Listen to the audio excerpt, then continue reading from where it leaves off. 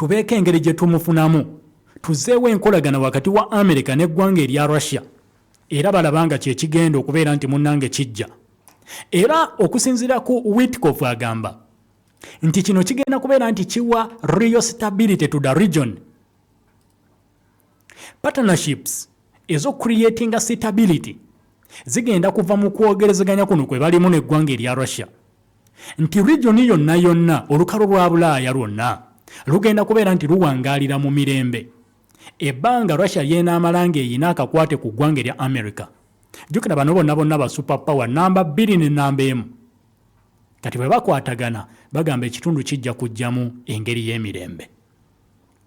Interview eno we yajjidde gye baakoze ku Witkoff ng'ava okusisinkana Putin ow'eggwanga erya Russia n'ayogera ebyo byonna nga bwe yabyogedde ng'olredde eggwanga erya Ukraine omukulembeze wa Ukraine Volodymyr Zelensky asaba wabeerewo okukyala kwa Trump n'aggambye olunaku olw'eggulo nti yeegayiridde Donald Trump n'amugamba at least kyalako munda mu ggwanga erya Ukraine olabe embeera gye tuyitamu nga tonnaba ku strikinga deal n'eggwanga erya Russia to end the war.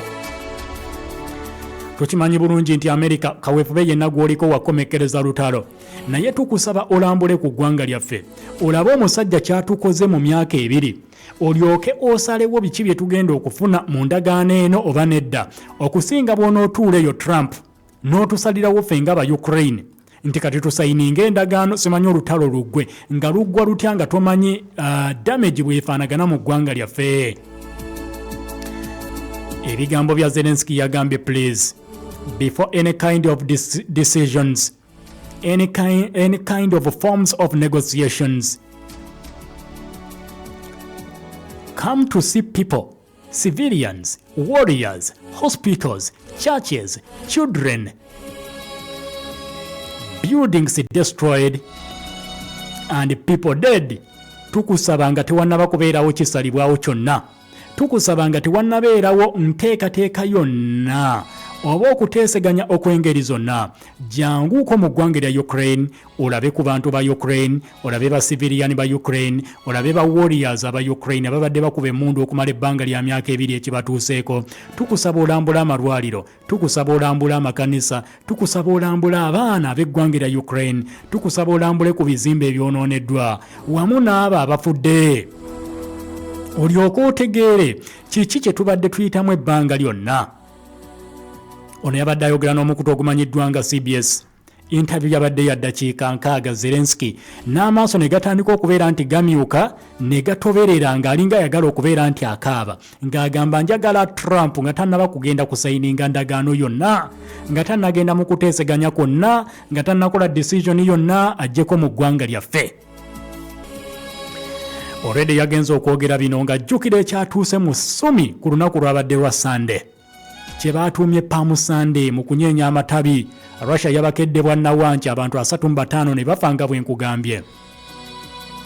Era okusinziira ku Zelensky agamba nti wano mu kibuga ekimanyiddwa nga Sumi wakati abantu nga bagenda maaso n'okubeera nti bajaganya battiddwa. Bino byonna Trump asaana abitunuulire nga tannagenda mu kusayininga ndagaano na ggwanga lya Russia.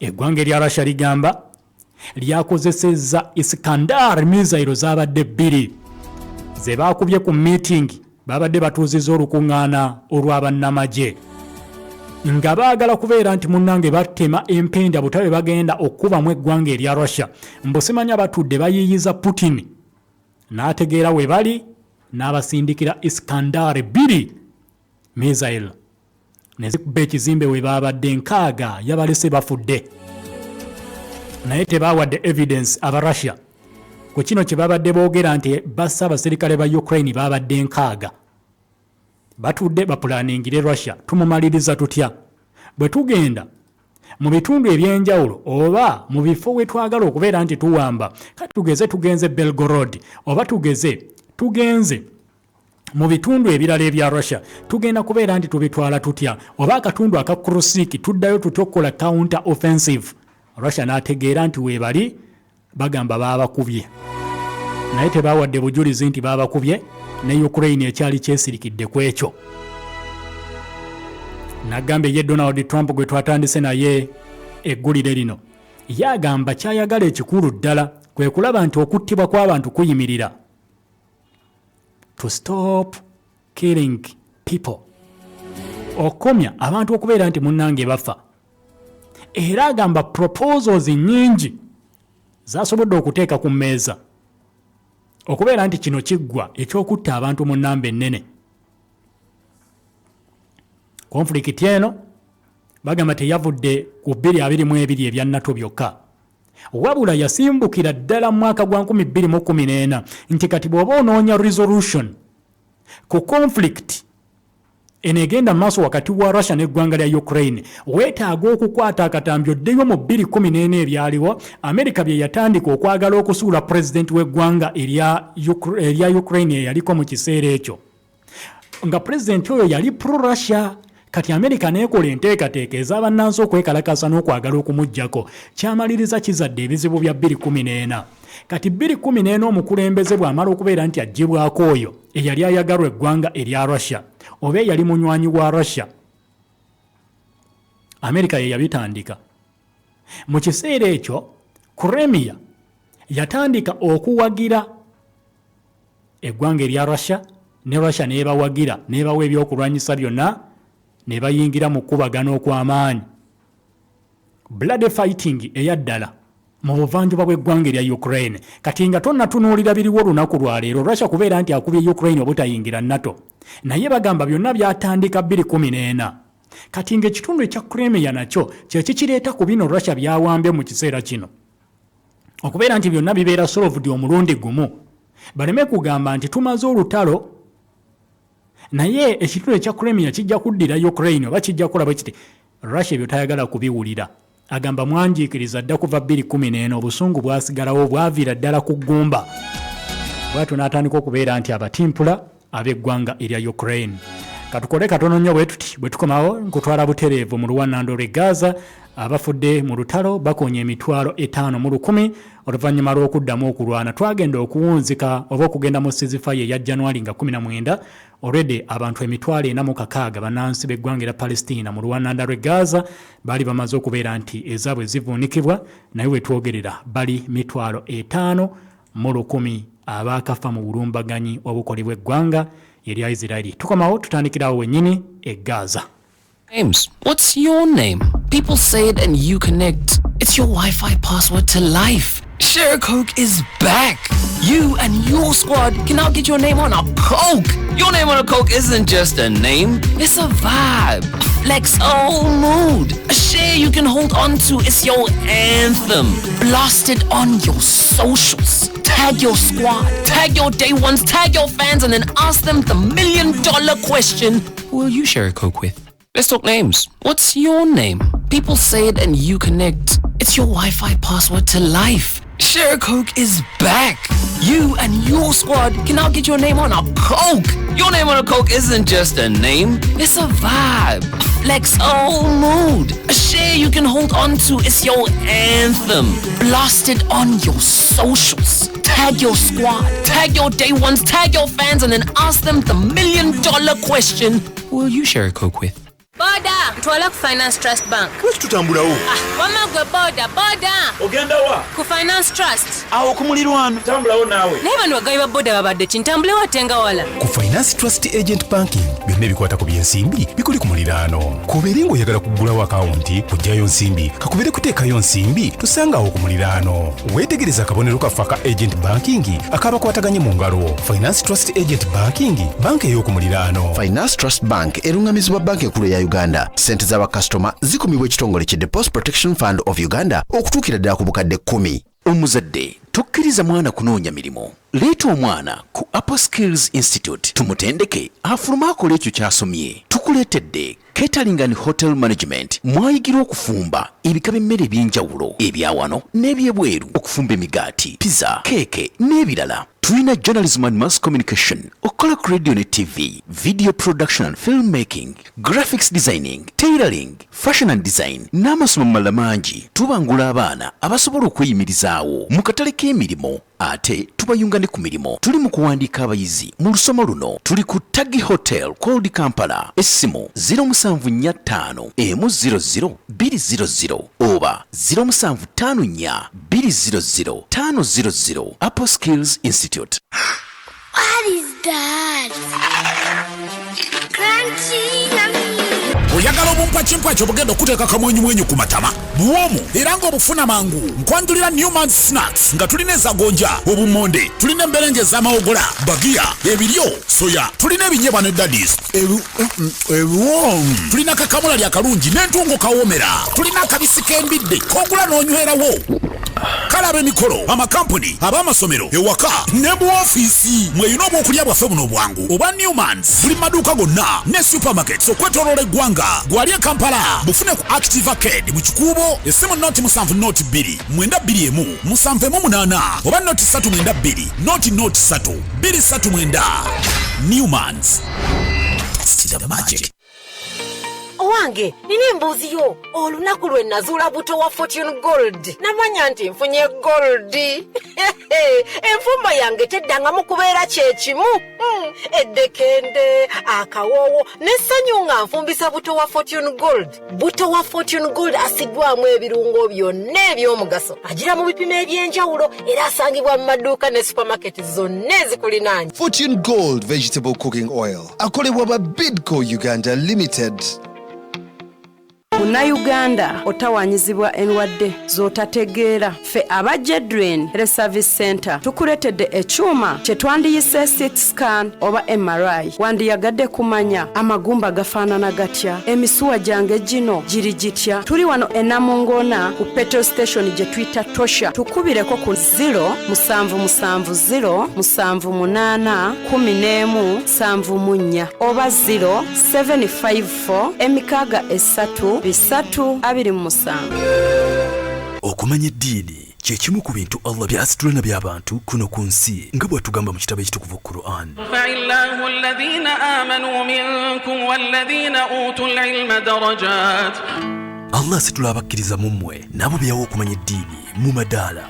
Wano Twahira Islamic Center Online School weviiridde okusomesa eddiini yo ng'eyita ku mutimbagano nga tulina koosi nga Quran, Tajweed, Arabic Language, Swala, Yasaruna, Tafsir, saako ne koosi ez'endala nnyingi ez'Obuyisiraamu. Ku Twahira Islamic Center Online School tukuwa amasomo g'okwegezaamu asatu beddu nga tugenda kusoma nga tuyita ku mikutu emigattabantu nga WhatsApp, Zoom ne Skype ku ssimu yo ng'osomerawo wonna w'oba oli mu budde bw'osobola. Twaniriza buli kikula kya muntu nga tetusasula mu myaka nga tukuwa omusomesa oba sheekha owuwo akusomese wekka. Abasomesa baffe bakugu nnyo ng'ate ebisale bisoboka okumanya ebisingawo ku nteekateeka eno kuba ku nooti 7 nooti 8 38 46 nooti 4. Twahira Islamic Center Online School, learning made easier. Eroshad Restaurant bakuleetedde futali special ku mutwalo gumu n'ekitundu zokka. Bakuwa olusaniya nga kuliko piraawo, amatooke, obummonde, ennyama, salads, juice, ebibala, amazzi, entende ne chapati kawomereza ddaaku. Balina gye bayita royalty bonus nga bw'ogula essiniya 4 mu nnaku ezitasukka 4 olusaniya olwokutaano luba lwa bwereere. Ate nga buli mmere gy'ogula obeera osaddaakidde bamulekwa abayambibwako ku Masjidi Rahman basobole okusoma. Osobola okutegekerawo meeting za party eziri halal ku bwereere nga tosasudde venue fees. Tusangibwa ku Masjidi Rahman ennansana ku 8 nga wakayita ku Yesu amala ngodde naluvule. Tukubire ku 0746 64 69 81 oba ku 0765 67 14 94. Sibulukukira ku halal ne Irushad Restaurant ennansana. RS Recruitment Services abasangibwa ku plot 38 Lumumba Avenue Nakasero beetaaga abakozi okukolera mu mawanga ga UAE, Dubai, Qatar, Kuwait ne Europe. Emirimu egiriwo mulimu egy'aba cleaners, warehouse workers, airport loaders, security guards ne badriver n'emirala mingi nnyo. RS Recruitment Services bakkirizibwa Ministry ya Gender, Labour ne Social Development era nga bw'ogenda otandikirawo okukola ate ng'emisala mirungi. Esimu eri 0708 793 631 oba 0775 161 879. RS Recruitment Services, connecting you to the world of work. Kola lya muntu wa bulijjo 107.9 Part of Africa Radio. Eddakiika esigadde 17 zokka twegatte ku ssaawa zigenda kubeera 11 ez'olweggulo lw'olunaku olwaleero. Wali ku ssaawa 11 nje kuba nkulekera Joel ya Namagembe ate abeere nti akutwala butereevu mu lukiiko olukulu olw'eggwanga mu bibadde bitya mu Parliament obeere nti ogoberera ensonga zonna. SMK Tires bakugamba mu biseera bino eby'enkuba leka kuleeta bubenje ku kkubo nga buva ku mmotoka yo na bugayaavu. Nedda emipiira giserera ku kolas ate mwe mwagala okuvuga endiima somanyi obudde bukutte ovuga mumbwa onaagenda okulinnya mu booti ng'emipiira giserera buseerezi okukakkana ng'otomedde banno. SMK Tires ekuleetedde emipiira emiwangaazi gigira mu bika ebyenjawulo. Balina egy'emmotoka ennene ziri traka ezitambuza ebyamaguzi, balina ez'emmotoka eziri awo eza wakati kw'ossa na buno obwaffe obutono bupaso buvitizi n'obulala. Emipiira gyonna weegiri. Saako naawe ayagala okubeera nti oyambaza emmotoka zo zonna nga kampani basobola okukikolera aba SMK Tires basangibwa wali eri ku Bombo Road ploti 1820 opposite ne Rubisi petrol station ku Bat Valley main gate wogenda okubasanga. Entinda ogenda kubasanga ku Shell petrol station ate wali eri ebwebajja obasange ku Rubis petrol station. Okumanya ebisingawo bakyalireko ku ofisi zaabwe oba obakubireko ku 0700 78 4182 0700 78 4182 oba ku 0772 5 76 38 bebannaffe abo aba SMK Tires abatuukirire bakuwe emipiira ate emiwangaazi. RS Recruitment Services bakutegeeza nti bajja kwetaaga abakozi bano wammanga aba waiters abasajja babeetaagira ddala. Bakugamba emirimu egyo gy'aba waiters gy'abasajja giri Dubai, beetaaga aba housekeeping babeetaaga mugenda kukolera Dubai, beetaaga bagenda okukola mu hotel abaami n'abakyala mugenda kukolera Dubai, beetaaga ba female cleaners emirimu giri Dubai, beetaaga ba general assistants basajja emirimu giri Dubai, beetaaga ba loaders basajja emirimu giri Dubai wamu ne ba security guards namwe mwetaagibwa emirimu giri Dubai. RS Recruitment bakubireko ku 07 75 16 18 79 0775 16 18 79 oba ku 0700 49 65 95 0700 49 65 95 bebannaffe abo aba RS Recruitment Services. Ship with us bano beesigwa mu kusabaza ebyamaguzi. Oyagala kutambuza maali yo kuva China mu nnaku 17 emaali ebeetuuse mu Mombasa mu nnaku 3 zokka emaali eba Kampala wano ng'otandise n'okutunda okola magoba. Oyagala kuleeta container number oba groupage kwegatira mu container emu nga muli bangi bakuyambako okubeera nti emaali eyo etuuka. Tebakomaoko n'okuweereza ssente eri ba suppliers e China n'okuzulira ba suppliers abatuufu e China bakikkolera ate ku bwereere wamu n'okulambuza obutale China. Balina warehouse e China nabwe ekityo beekwata emaali ye ba safe ate nga bakola ne clearing and forwarding bannaffe abo aba ship with us. Kyogenda okukola kyangu nnyo banoonyeze wali ku Master Plaza okulinaana Equatorial Mall shop number S13 level 2 bajja kubeera nti bakusavinga bulungi. Ayogerezeganya ne manager Yusuf ku namba ya 0701 46 16 9 0701 46 16 9 bebannaffe aba ship with us. Ate gwe landlord toddamu kwezo bana bapangisa sente tezijja bulungi. Nebyokola biganya okutambula lwa nsonga tebakuwa nsimbi. Mahmood Properties Limited bakugamba webali ye kampuni eze okujja ku stress z'abapangisa bakusasulirawo nga landlord bone beebanjiza abapangisa. Gwe landlord tokola loss toteeka bizimbe byo mu loan simanyi ojeyo sente ziriko emisingo simanyi atolidde riba ebyo tobikola. Bannaffe aba Mahmood Properties bazza okubeera nti ekyo bakikutaasa. Totunda mayumba gombo tegakyakuwa nsimbi zonna sente ze weetaaga osobola okuzifuna ate nga ziva mu bapangisa bo si za kuwola wabula ziba sente zo eziva mu bapangisa. gwali emitala w'amayanja bakwase bukwase ekizimbe kyo bagenda kubeera nti bakusolooleza amayumba gagabapangisa baganda bo balya ssente gye zibulira tolabayo oba bakkubira bagamba ono yatolose ebyo byonna kati bigobe ng'ozikwasa Mahmood Properties ssente zigenda ku akawunti y'obutereevu kubeera ttiimu ennene eya Mahmood Properties bakusange wonna wooli ku 075 102 075 102 oba ku 0755 917 324 0755 917 324 oba ku 0200 90 4026 0200 94026 ojja kuba oyogerezeganya butereevu ne Mahmood Properties. Magumba Herbal Clinic bano bakuyunga amagumba omulimu bagukoledde emyaka 50 n'okudda waggulu olumizibwa mugongo olina gout wafuna accident n'omenyeka n'otatereera bakuyunga paka bootereera wazimba mu nnyingo bakuleetedde ekizigo ekigenda okuyambako okutereera bagaba n'ebitanda ne bakuwa omujjanjabi ow'okubuwo ne bakujjanjaba paka bwowona basange ku nkulungo ya Kabaka okuli engalabi oba bakubire ku 070 9500 65 070 9500 65 beba Magumba Herbal Clinic.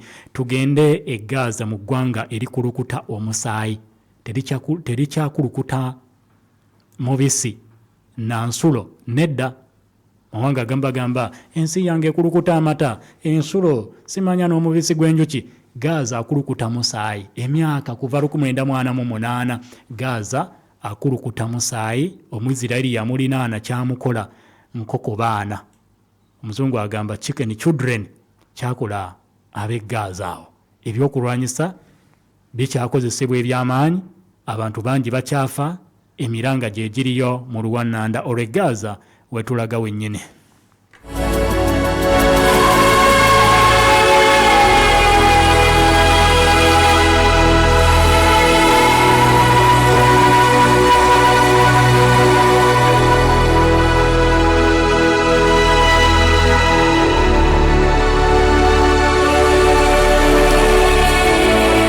Ekibiina ekitaba Abapalestina mu Rwanda olwe Gaza wamu n'eggwanga lya Palestina lyonna nga kibiina kya byabufuzi ng'ate era kibiina kijjudde abasajja abagezi abalwanirira eddembe ly'Abapalestina olunaku olwaleero bavuddeyo ne bagamba nti the weapon of resistance belongs to our people.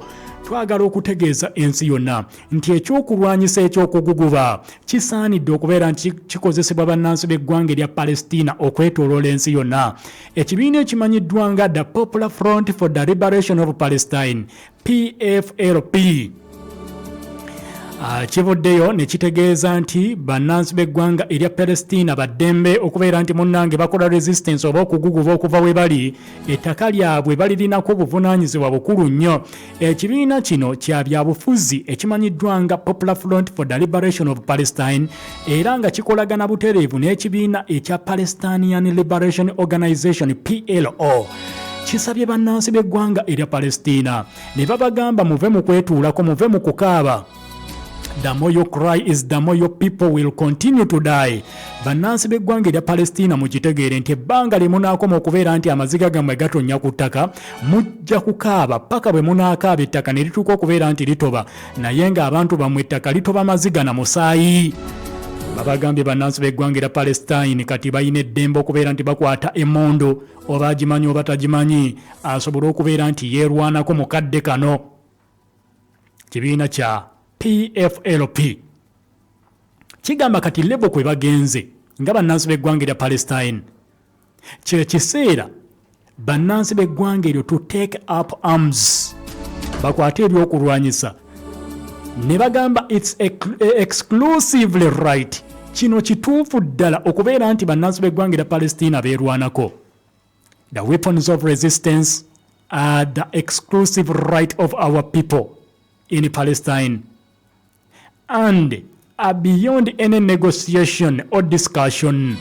okubeera nti bannansi b'eggwanga erya Palestine batondawo resistance lino lifuuse eddembe lyabwe lyabwebanga okubeera nti bakikola era kiteekwa okubeera nti kikolebwa awatali kuteesebwako oba kukolebwako biragiro simanya kusalawo mbu simanya tutuule tusalewo oba tukwate emmundu oba nedda okusinziira ku mukulu amanyiddwa nga Ahmed Abu Al Saud ono memba owa PFLP Popular Front for the Liberation of Palestine Political Bureau bwatu bwavuddeyo n'afulumya statement n'agamba kino njagala mukitegeere nti kati tetukyalina kwegayirira muntu yenna tuteese simanya ku kukwata emmundu agamba buli munnansi w'eggwanga lya Palestina kati asobola okukwata emmundu wa ddembe okugikwata asobola okubeera nti alwanirira eggwanga lye erya Palestine.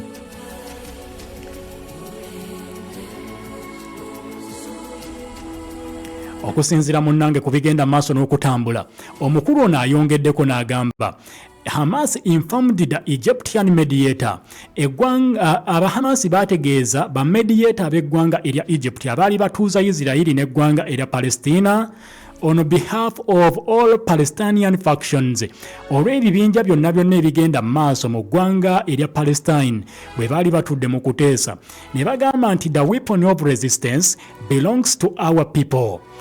Ekyokulwanyisa ekyokuguguba kigwa eri bantu baffe bateekwa okubeera nti bakifuna and are not subject to negotiation era tewateekwa kubeerawo okuteesa okusinziira ku kisenge kwe babatadde bagamba kati ebyokuteesa tebakyabyetaaga era ne bagamba there is no sane party inside or outside the resistance that would accept handling over weapons and leaving our people without protection.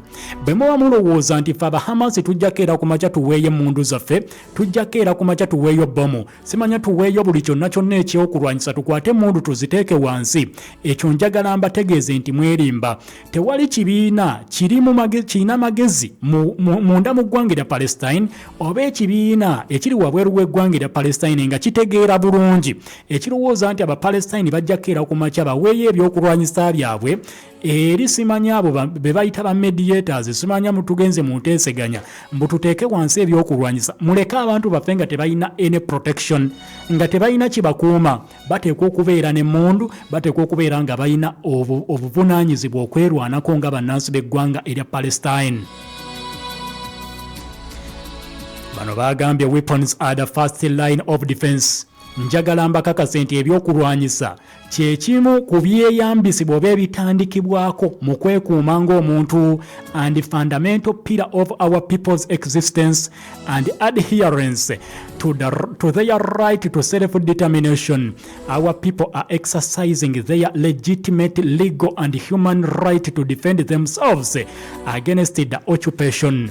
Kino njagala mukitegeere nti bannansi b'eggwanga erya Palestine bayina eddembe era okukozesa ebyokulwanyisa ekyo kiri mu busobozi bwabwe era kiri mu ddembe lyabwe ng'abantu okufuna ekiyitibwa self-determination.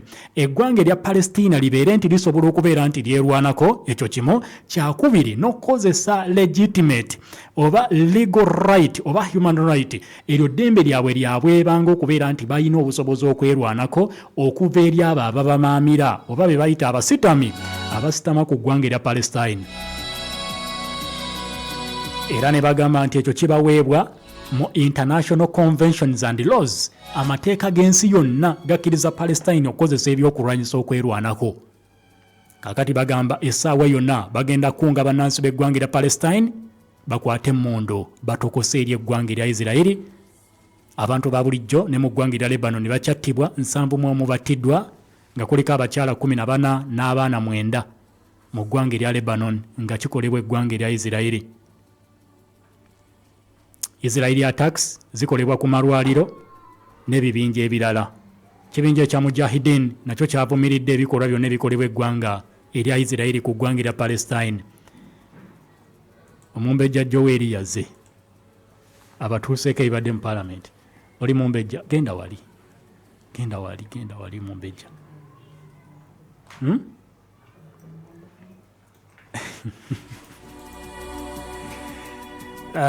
Nkusiibudde bw'oba toyagala kwogerako eri bantu. Mumbejja, assalamu alaikum. banange mbasiibudde kambalekere Joel ya Namagembe abatuuseeko ebivudde mu lukiiko olukulu olw'eggwanga n'engeri gy'atambula ng'asoba bw'ati kisente bazibaggyeko ababaka tebalina ssente. Kyogambye entambula yange eraga nti ssente bazisesemeza. Omanye ekisinga onakuwaza omuntu kumusesemya ssente era tebakyagalira ddala basinga. Enfaanana yange kyeraga eraga nti ssente tuzikomeza ng'ate mwe abatutadde ku nninga mu abalonzi tugende tuziggyeyo tuzireete muzikolemu ebyamakulu. Mwabaki abalonzi batandise ozisaba mwe abalonzi mwe mutusindiikiriza ffe ababaka mwe tugende tuggyeyo ekyo 10 naye bwe muzijjayo muzituwa ku luno oba oli awo muwonge tubasaba mwongere tusindiikiriza tuziggyeyo tubakolere. Musa mukatonyeze mwenda FM ekkula ly'omuntu wa bulijjo. Sibyango Dairy Supply Limited ge matagoka golino